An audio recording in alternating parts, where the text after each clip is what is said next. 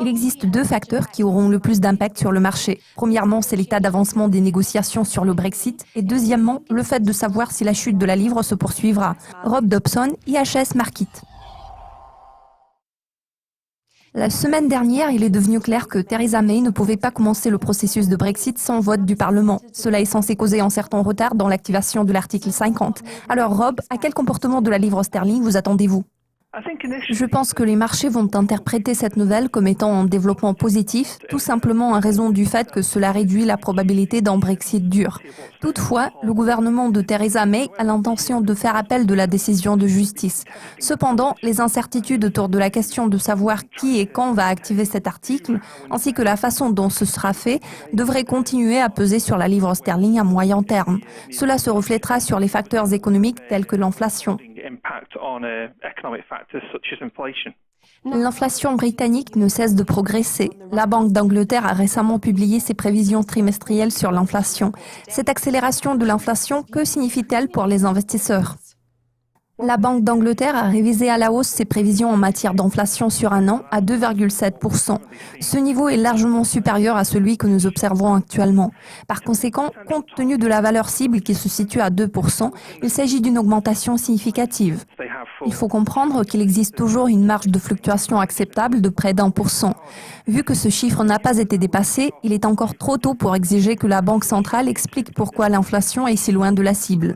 Toutefois, étant donné que l'inflation remonte en flèche, les investisseurs devraient comprendre que cela réduit la possibilité d'une baisse des taux d'intérêt à l'avenir, en particulier si l'économie britannique continue à afficher une performance meilleure que prévu.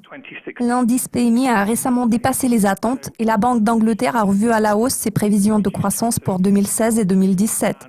Dans ce contexte, une baisse des taux d'intérêt est peu probable, ce qui devrait stabiliser la livre sterling. Cela pourrait freiner la hausse des actions qui n'ont eu de cesse de progresser suite aux attentes d'une baisse des taux. Après avoir abaissé ses taux directeurs en août, la Banque d'Angleterre a décidé de les maintenir inchangés à 0,25% la semaine passée.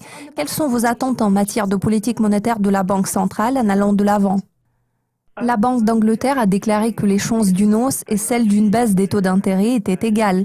Pour l'instant, la Banque centrale n'a pas de réponse définitive. Les deux options s'annoncent possibles. Cependant, il faut tenir compte d'une augmentation des pressions inflationnistes. En toute logique, un relèvement des taux d'intérêt afin de lutter contre les pressions inflationnistes s'annonce plus probable qu'une baisse des taux. En revanche, la décision de la Banque centrale d'abaisser les taux en août est principalement attribuable au contexte post-référendum. Cette mesure a permis à la Banque centrale de montrer au marché qu'elle était prête à agir si nécessaire, notamment si le contexte économique et financier l'exigeait. De toute façon, la tâche clé de la Banque d'Angleterre à court terme consiste à éviter une nouvelle récession. D'autre part, une réduction supplémentaire est peu probable en raison d'une intensification des pressions inflationnistes.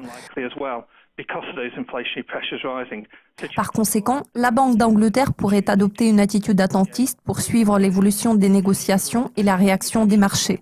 Ainsi, la Banque centrale pourrait agir en fonction des circonstances.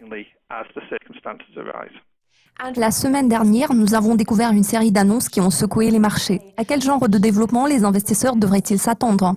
Je pense que beaucoup de facteurs peuvent secouer les marchés en ce moment. Premièrement, la question est de savoir qui peut déclencher l'article 50 sur le retrait de l'Union européenne et si oui ou non le Parlement sera impliqué dans ce processus. Tout porte à croire que le Parlement doit y participer. Si le vote du Parlement se révèle nécessaire et si c'est au Parlement qu'il incombe de déclencher le processus, bien évidemment cela réduira les chances d'un Brexit dur. Je tiens à souligner que c'est la possibilité d'un Brexit dur qui préoccupe le plus les marchés car cette notion est généralement associée à un retrait du marché unique et de l'union douanière. Donc, il existe deux facteurs qui auront le plus d'impact sur le marché. Premièrement, c'est l'état d'avancement des négociations sur le Brexit et deuxièmement, le fait de savoir si la chute de la livre se poursuivra, car cela pourrait stimuler les pressions inflationnistes. De toute évidence, cela aura une incidence directe sur la croissance économique. Rob, merci de vos commentaires. Merci de votre attention. Restez à l'affût de nos mises à jour régulières sur Dukascopy TV pour être au courant de tout ce qui se passe dans le monde de la finance.